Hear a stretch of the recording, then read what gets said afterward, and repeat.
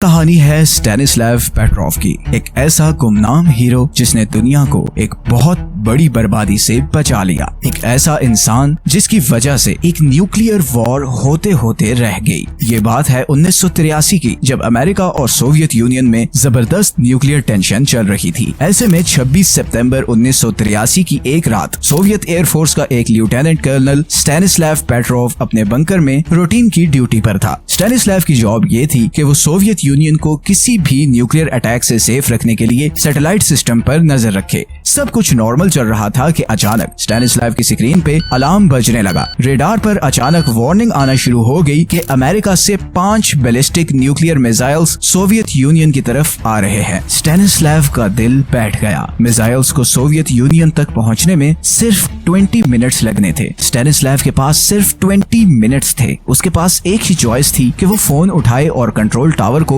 इन missiles के बारे में इन्फॉर्म करे और फिर सोवियत यूनियन फौरन अमेरिका पर न्यूक्लियर मिसाइल्स लॉन्च कर देगा। थोड़ी सी देर करना उसके कंट्री के लाखों लोगों की जान ले सकता था, लेकिन दूसरी तरफ उसकी एक कॉल एक न्यूक्लियर वॉर का कॉज बन सकती थी, जिसके बदले में करोड़ों लोगों की जान जा सकती थी। हर गुजरता सेकंड स्टैनिस्लाव पर भारी था। उसे जल्द कोई एक्शन लेना था। लेकिन यहाँ पर हम थोड़ा सा रिवाइंड करेंगे कि आखिर दुनिया इस पॉइंट पर पहुंची कैसे कि एक इंसान टोटल बर्बादी और शांति के दरमियान खड़ा था। वर्ल्ड वॉर 2 खत्म होने के बाद दुनिया 2 हिस्सों में बट चुकी थी। एक तरफ ईस्टर्न ब्लॉक था जिसे सोवियत यूनियन लीड कर रहा था और दूसरी तरफ था वेस्टर्न ब्लॉक जिसे अमेरिका लीड कर रहा था। वर्ल्ड वॉर 2 के बाद एक ऐसा पीरियड शुरू हुआ जिसे कोल्ड वॉर कहते हैं। ये करीबन 45 साल का अरसा था जिसमें इन दोनों कंट्रीज की कोई डायरेक्ट वॉर तो नहीं हुई, मगर ये दोनों कंट्रीज वर्ल्ड सुपर पावर बनने के लिए डिफरेंट प्रॉक्सी वॉर्स का हिस्सा रहे, जैसे वियतनाम वॉर, कोरियन वॉर या फिर अफगान वॉर। इसी तरह वर्ल्ड वॉर 2 के बाद इन दोनों कंट्रीज के दरमियान लेटेस्ट और खतरनाक हथियार हासिल करने के लिए एक रेस शुरू हो गई। सोवियत यूनियन ने देखा कि कैसे अमेरिका के न्यूक्लियर बॉम्ब ने जापानीज शहरों को उड़ा कर रख दिया है। अमेरिका को टक्कर देने का एक ही तरीका था कि सोवियत यूनियन अब अमेरिका के न्यूक्लियर बॉम्ब से कहीं ज्यादा पावरफुल बॉम्ब बनाए। अब यहाँ पर ये सवाल उठता है कि न्यूक्लियर बॉम्ब आखिर कितना खतरनाक होता है और अभी तक का सबसे पावरफुल न्यूक्लियर बॉम्ब किसके पास है। अगर हम सबसे पहले न्यूक्लियर बॉम्ब की बात करें जो हिरोशिमा पर गिराया गया था, तो उसकी पावर थी 15 किलो टन। सिर्फ 10 सेकंड्स में बॉम्ब की रेडिएशन पूरे शहर में फैल गई और जमीन का टेम्परेचर 4000 डिग्री तक पहुंच गया। 80,000 लोग मारे गए। बच जाने वाले लाखों लोग अगले 5 सालों में रेडिएशन की वजह से कैंसर और दूसरी भयानक बीमारियों से मर गए। इस न्यूक्लियर बॉम्ब को लो यील्ड कहा जाता है क्योंकि अब इससे कई गुना ज्यादा पावरफुल न्यूक्लियर बॉम्ब्स बन चुके हैं। जैसे 2017 में नॉर्थ कोरिया ने एक न्यूक्लियर बॉम्ब टेस्ट किया जिसकी यील्ड थी 250 किलो टन, मतलब हिरोशिमा पर गिराए गए बॉम्ब से अराउंड 15 टाइम्स ज्यादा पावरफुल। इस बॉम्ब की शिद्दत इतनी ज्यादा थी कि इस सारे रीजन में 6.3 मैग्नीट्यूड का अर्थक्वेक आ गया और इससे करीबन 30 लोग मारे गए। लेकिन ये तो कुछ भी नहीं। अगले नंबर पर आता है अमेरिकन B-83 न्यूक्लियर बॉम्ब। इस बॉम्ब की यील्ड है 1.2 मेगा टन, मतलब इसकी पावर इतनी है कि इसके 8 किलोमीटर के रेडियस में हर चीज विद इन सेकेंड्स लिटरली पिघल जाएगी। नेक्स्ट आता है castle Bravo, the most powerful nuclear bomb ever tested by USA। 1954 में अमेरिका ने पैसिफिक ओशन में एक न्यूक्लियर बॉम्ब टेस्ट किया जिसकी पावर थी 15 मेगा टन। ये बॉम्ब हिरोशिमा पर गिराए गए बॉम्ब से 1000 टाइम्स ज्यादा पावरफुल था। इस एक्सपेरिमेंट को the greatest radiological disaster in American history कहा जाता है, बिकॉज पैसिफिक ओशंस के ये सारे आइलैंड्स इस एक्सपेरिमेंट से बहुत बुरी तरह मुतासिर हुए। ये बॉम्ब साइंटिस्ट्स की एक्सपेक्टेशंस से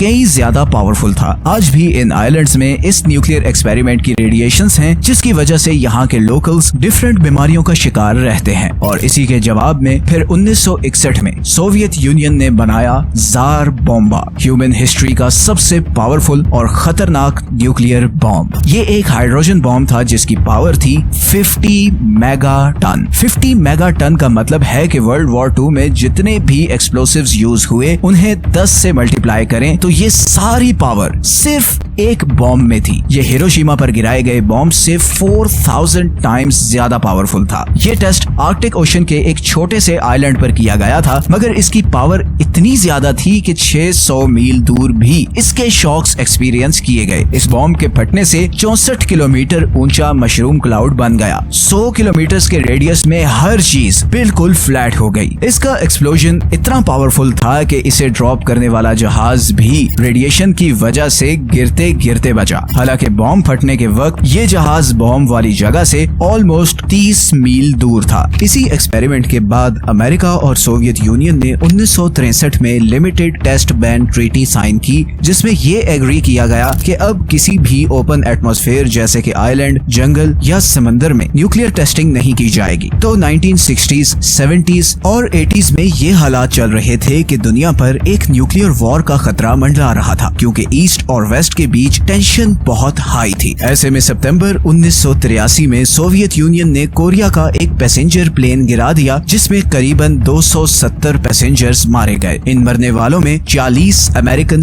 भी थे। सोवियत यूनियन ने इसे एक एक्सीडेंट डिक्लेयर किया, बिकॉज ये जहाज सोवियत यूनियन के सबसे सेंसिटिव एरिया के ऊपर से गुजर रहा था, जहां पर सोवियत की न्यूक्लियर सबमरीन बेस थी, और इसीलिए उनके मिसाइल सिस्टम ने जहाज पर मिसाइल दाग दिया। अमेरिका इस इंसिडेंट पर शदीद गुस्से में था, और इस वाक़े के करीबन एक हफ्ते बाद मॉस्को में कर्नल स्टैनिस्लाव अपने रेडार की स्क्रीन पर यह देख रहा था कि अमेरिका से 5 बैलिस्टिक मिसाइल्स सोवियत यूनियन की तरफ आ रहे हैं। पिछले चंद दिनों में जो कुछ हुआ था उसको देखते हुए तो ये अंदाजा लगाना कुछ मुश्किल नहीं था कि अमेरिका वाकई ऐसे मिसाइल्स लॉन्च कर सकता है। स्टैनिस्लाव के पास 2 ही चॉइसेस थी, या तो वो फोन करके सीनियर्स को इन्फॉर्म करे और वो अमेरिका पे न्यूक्लियर स्ट्राइक ऑर्डर कर दे, या फिर वो कुछ न करे और ये डिसीजन ले कि ये एक फॉल्स अलार्म है। लेकिन इसकी प्रोबेबिलिटी भी बहुत कम थी, क्योंकि स्क्रीन पर एक नहीं बल्कि 5 डॉट्स आ रहे थे। ऐसी मुश्किल सिचुएशन शायद ही तारीख में किसी इंसान पर आई हो। आप खुद सोचें कि अगर आप इस सिचुएशन में हो तो आप क्या करेंगे। एक तरफ रेडार ये बता रहा है कि आपके दुश्मन कंट्री ने आप पर न्यूक्लियर मिसाइल्स दाग दिए हैं, चंद मिनटों में आपके कंट्री के लाखों लोग मौत के मुंह में जाने वाले हैं, और दूसरी तरफ आपकी एक फोन कॉल से एक न्यूक्लियर वॉर शुरू हो जाएगी, जिससे न सिर्फ करोड़ों लोग मर सकते हैं बल्कि शायद ये दुनिया ही खत्म हो सकती है। पूरी दुनिया का फ्यूचर स्टैनिस्लाव के हाथ में था। स्टैनिस्लाव ने आंखें बंद की, एक लंबी सांस ली और फोन नीचे रख दिया। वो ये फैसला कर चुका था कि वो आगे फोन नहीं करेगा, और ये जरूर रेडार का कोई इशू है। उसके जूनियर्स फटी हुई आंखों से उसकी तरफ देख रहे थे। हर गुजरता मिनट उनके दिल की धड़कनें बढ़ा रहा था। पूरे कमरे में पेन ड्रॉप साइलेंस था, और इसी तरह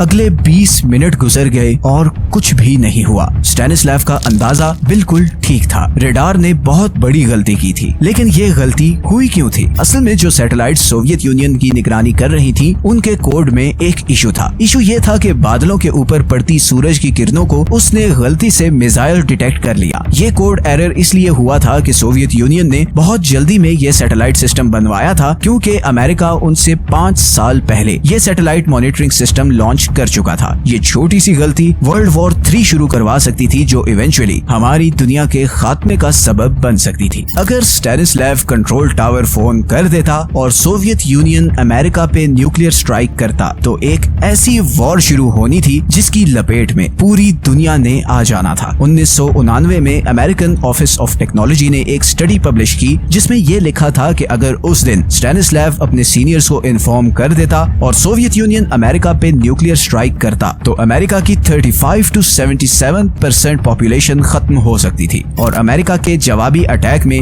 रशिया की 40% पॉपुलेशन खत्म हो सकती थी, और फिर इन दोनों कंट्रीज के दोस्त भी इस वॉर में कूद पड़ते, और फिर एक न्यूक्लियर वॉर शुरू हो जाती, जिसमें पूरी दुनिया की 70% पॉपुलेशन खत्म हो सकती थी। सोवियत मिलिट्री ने स्टैनिस्लाव को इस बहादुरी और कामनेस के साथ सिचुएशन हैंडल करने पर शाबाशी तो दी, मगर ये सारा मामला उसी रात दब गया, और बाहर किसी को पता भी नहीं चला कि उस रात क्या हुआ था। फिर 1998 में एक रिटायर्ड सोवियत कमांडर ने अपनी बायोग्राफी में इस स्टोरी का जिक्र किया, और दुनिया में सबको इस गुमनाम हीरो के बारे में पता चल गया। 2006 में स्टैनिस्लाव को वर्ल्ड सिटीजन्स एसोसिएशन की तरफ से अवार्ड दिया गया, और फिर 2013 में अमेरिका ने उन्हें यूएस पीस प्राइज दिया। फिर 2017 में 77 साल की उम्र में वो मॉस्को के पास अपने छोटे से फार्म हाउस में थोड़ी सी पेंशन पर एक बहुत ही हम्बल सी जिंदगी गुजारते हुए इस दुनिया से चले गए। स्टैनिस्लैव से एक इंटरव्यू में पूछा गया कि वो क्या चीज थी जिसने उन्हें फोन ना करने पर मजबूर किया, जिस पर स्टैनिस्लैव ने कहा कि मेरी गट फीलिंग थी कि ये अलार्म गलत है और मेरा हमेशा से मानना था कि टेक्नोलॉजी गलत हो सकती है मगर इंसान जिसने टेक्नोलॉजी को बनाया है उसकी सिक्स्थ सेंस गलत नहीं हो सकती। स्टैनिस्लैव ने बेशक बहुत बहादुरी का काम किया था। मेरे नजदीक उनका ये इंट्यूशन खुदा की तरफ से था।